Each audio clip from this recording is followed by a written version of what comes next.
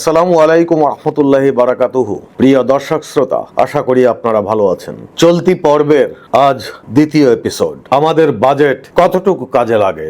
গত 54 বছর বাংলাদেশ বারবার ক্ষতিগ্রস্ত হয়েছে অযোগ্য ও স্বার্থপর প্রতিনিধির কারণে। জনগণের ট্যাক্সের টাকা অপচয় হয়েছে, দুর্নীতির শিকড় গেড়েছে সর্বত্র, আর প্রজন্মের ভবিষ্যৎ নষ্ট হয়েছে। আমরা বারবার ভোট দিলেও কোনো বিকল্প পাইনি, কারণ মানুষ বা ভোটার তারা ভেবে থাকেন দলই সবকিছু, কিন্তু দল নয়, যোগ্য ব্যক্তি দেশের ভবিষ্যৎ গড়তে পারে।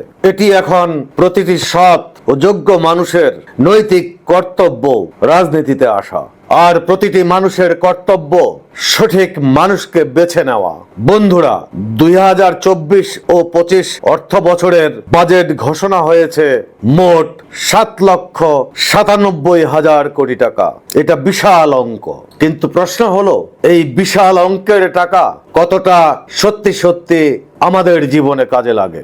আজ আমরা সহজ ভাষায় বাজেটের বড় অংশ কোথায় যায় আর কতটা মানুষের হাতে পৌঁছায় তা জানার চেষ্টা করব। চলুন দেখি বাজেট ও এডিপির প্রতিচ্ছবি। এডিপি মানে অ্যানুয়াল ডেভেলপমেন্ট প্রোগ্রাম, বার্ষিক উন্নয়ন কর্মসূচি। সরকার যে রাস্তা, সেতু, বিদ্যুৎ, পানি, শিক্ষা, স্বাস্থ্য ইত্যাদি উন্নয়ন কাজ এক বছরে করে, তার জন্য যে টাকা আলাদা রাখা হয় সেটি এডিপি। এই বছরে মোট বাজেট 7,97,000 কোটি টাকা। এর প্রায় 1/3 এডিপি খাত। শিক্ষা খাতে বরাদ্দ 11.9%, স্বাস্থ্য খাতে বরাদ্দ প্রায় 5.2%, সামাজিক নিরাপত্তা, ভাতা, পেনশন ইত্যাদি প্রায় 17.1%, পরিবহন ও যোগাযোগ প্রায় 8.9%। এডিপি এর মধ্যে সবচেয়ে বড় খাত। চলুন দেখি বাস্তবে মানুষের কাছে কতটুকু পৌঁছায়, যা মানুষের সরাসরি সেবার কাজে আসে।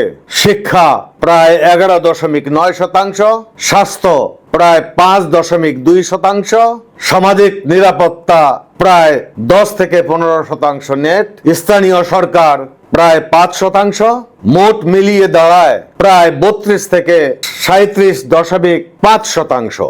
যদি চলতি বছরের অবকাঠামোর সুবিধা ধরা হয় তাহলে যোগ হয় প্রায় 8.9%, তাহলে দাঁড়ায় প্রায় 41 থেকে 46%। চলুন দেখি কেন পুরোটা কাজে লাগে না। ঋণের সুদ পরিশোধ করতে প্রায় 14.2% বাজেট এখানে চলে যায়। সামাজিক নিরাপত্তার টাকা অনেক সময় ভুল হাতে চলে যায়, যার পরিমাণ 10 থেকে 40% লিকেজ। লিকেজের অর্থ আপনারা নিশ্চয়ই বুঝেন, যেটাকে আমরা ফুটো বলি। এদিকে ঘুষ ও দুর্নীতি, সেবা নিতে গিয়েও আপনাকে আমাকে ঘুষ দিতে হয়। দুর্বল পরিকল্পনা ও টেন্ডারে প্রতিযোগিতা না থাকা, আর সরকারি বেতন ভাতা সপ্তাহে সরাসরি সেবায় আসে না। চলুন ব্যর্থতার চেইন ও এক্সাম্পল দেখি। অদক্ষ মন্ত্রী, অদক্ষ সচিব, দুর্বল পরিকল্পনা, কম প্রতিযোগিতা, টেন্ডার, প্রকল্প খরচ ফুলানো বা বাজেট ওভাররান 20 কোটি থেকে 200 কোটি। তারপর রয়েছে দেরি ও অপচয়, যেটাকে আমরা বলি সরকারি মাল দরিয়ামে ঢাল। আমি একটি ছোট্ট উদাহরণ দিতে পারি, আপনারা নিশ্চয়ই শুনেছেন রূপপুর বালিশ কেলেঙ্কারি। বাজার দামের চেয়ে 20 গুণ বেশি দামে কেনা। পদ্মা সেতু প্রকল্পের খরচ বৃদ্ধি। তাহলে ভোটারদের দায়িত্ব কি? চলুন আলোকপাত করা যাক। মন্ত্রী নীতি ঠিক করেন, সচিব প্রশাসন চালান, আর এমপি বাজেট নজরদারি করেন। তারা যদি অদক্ষ এবং দুর্নীতিগ্রস্ত হন তাহলে আমাদের ট্যাক্সের টাকা অপচয় হয়ে যায়। তাই ভোট দেওয়ার আগে প্রার্থীর সততা, দক্ষতা আর জবাবদিহিতা খতিয়ে দেখা অত্যন্ত জরুরি।